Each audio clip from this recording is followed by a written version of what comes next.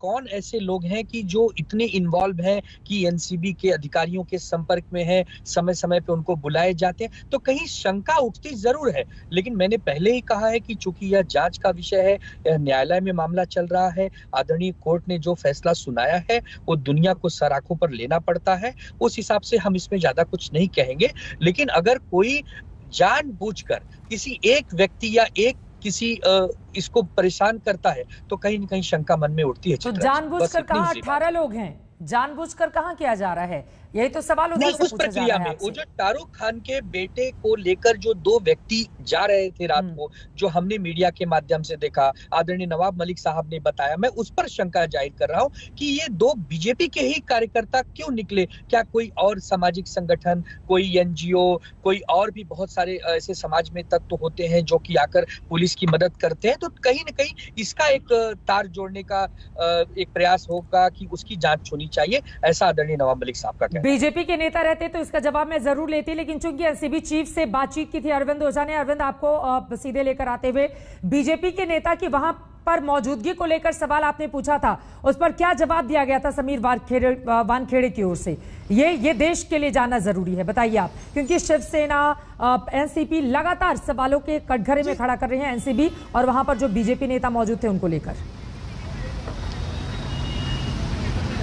जी देखिए, मैं आपको बताऊं कि दरअसल नारकोटिक्स कंट्रोल ब्यूरो का जो एक्शन रहा है, चाहे आप सुशांत ड्रग्स केस की बात करें, उसके बाद से ही एनसीबी लगातार निशाने पर रही है और उसके लगभग हर एक्शन पर राजनीति होती रही है।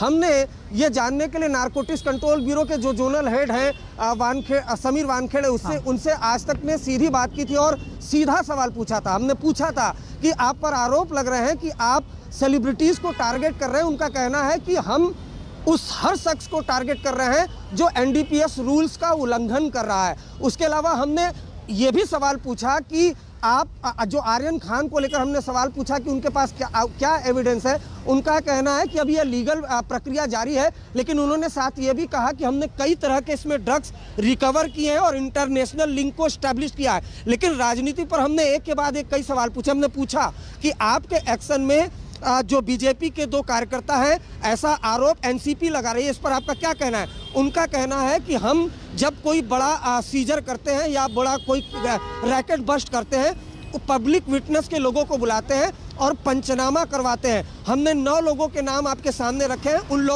9 लोगों ने पंचनामा किया है, जिसमें 2 ऐसे शख्स थे जिनका हमने पंचनामा कराया था, जिस पर आरोप लगा रही थी एनसीबी। लेकिन हाँ, यहाँ पर एक सवाल जरूर उठता है चित्रा, नारकोटिक्स कंट्रोल ब्यूरो पर एक सवाल उठता था, हमने वो पूछा भी कि अगर आपने पंचनामा कराया या हो सकता है वो आपके मुखबिर हो, बावजूद उसके वो आरोपी को कैसे पकड़ करके एनसीबी के दफ्तर तक ले जा रहे हैं। तो नारकोटिक्स कंट्रोल ब्यूरो के जो चीफ समीर वानखेड़े थे, उनका कहना था कि हमने ठीक है। बीजेपी के नेता राम कदम जी इस वक्त हमारे साथ जुड़ चुके हैं इसी पूरे मामले पर। राम कदम जी, चूंकि शिवसेना के सवाल जस के तस हैं, बीजेपी नेताओं की वहां पर मौजूदगी को लेकर बार बार सवाल पूछे जा रहे हैं कि इसी के कारण आप लोगों की मंशा पर शक होता है और एनसीबी की जो कार्रवाई चल रही है उससे लगता है कि दरअसल कुछ पर्टिकुलर लोगों को टारगेट करने का काम किया जा रहा है। आज फिलहाल किला कोर्ट ने जमानत की अर्जी आर्यन खान की खारिज कर दी है, कैसे देख रहे हैं आप इसको? देखिएगा कि जहां तक विपक्ष के लोगों का आरोपों का सवाल है, एक बात स्पष्टता से कह दूं कि एनसीबी हो, पुलिस हो, इनका इन्फॉर्मर किसी भी जाति का, धर्म का या किसी भी दल के विचारधारा का सम्मान करने वाला हो सकता है। अब सवाल ये नहीं कि वो किस दल की विचारधारा का सम्मान करता है, क्या वो भाजपा का कार्यकर्ता है